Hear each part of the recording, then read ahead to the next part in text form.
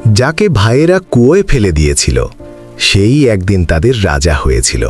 এটি কোনো কল্পকাহিনী নয়, এটি ইতিহাস, ধৈর্যের ইতিহাস। এটি কুরআনুল কারিমের সূরা ইউসুফে বর্ণিত নবী ইউসুফ আলাইহিসসালামের জীবন কাহিনী। হ্যাঁ, আজ আমরা শুনতে যাচ্ছি সেই কাহিনী যাকে স্বয়ং আল্লাহ বলেছেন আহসানুল কাসাস, অর্থাৎ সর্বোত্তম কাহিনী। চলুন আজ ঘুরে আসি কুরআনের ছায়ায়। শৈশবে এক রাতের কথা, ইউসুফ আলাইহিসসালাম দেখলেন এক আশ্চর্য স্বপ্ন। 11টি তারা, চাঁদ আর সূর্য তাকে সিজদা করছে। এমন বিস্ময়কর স্বপ্নের কথা তিনি বললেন তার প্রিয় পিতা নবী ইয়াকুব আলাইহিসসালামের কাছে।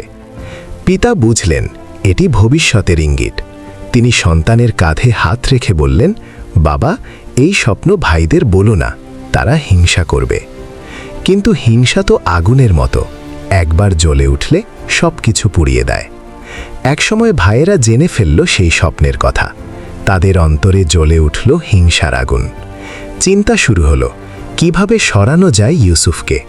অবশেষে শয়তানের প্ররোচনায় তারা সিদ্ধান্ত নিল ইউসুফকে দূর করে দিতেই হবে।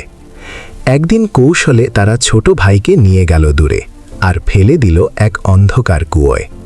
ভাবতো, একটি নিষ্পাপ শিশু, চারদিকে গভীর অন্ধকার, উপরে আকাশের ছোট্ট এক ফাঁক। সেই বয়সেই কত ভয়ানক পরীক্ষা।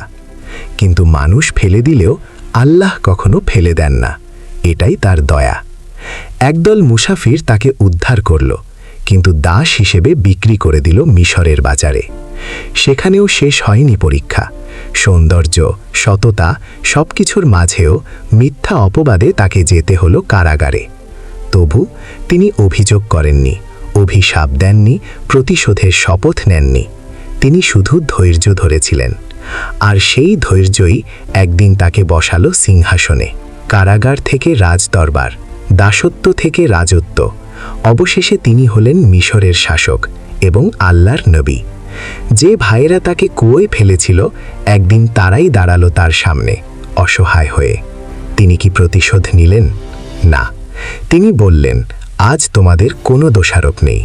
এটাই ছিল প্রকৃত বিজয়, ক্ষমার বিজয়, ধৈর্যের বিজয়, হিংসিতের বিজয়।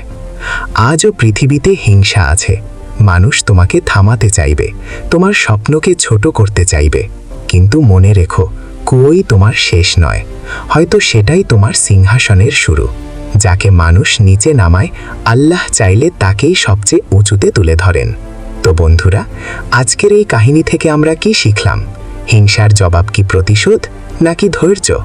তোমার মতামত অবশ্যই কমেন্টে জানাও। আর এমনই হৃদয় ছুঁয়ে যাওয়া ইসলামিক শিক্ষণীয় গল্প সবার আগে পেতে চ্যানেলটি সাবস্ক্রাইব করে পাশে থাকা বেল আইকনটি প্রেস করে দাও।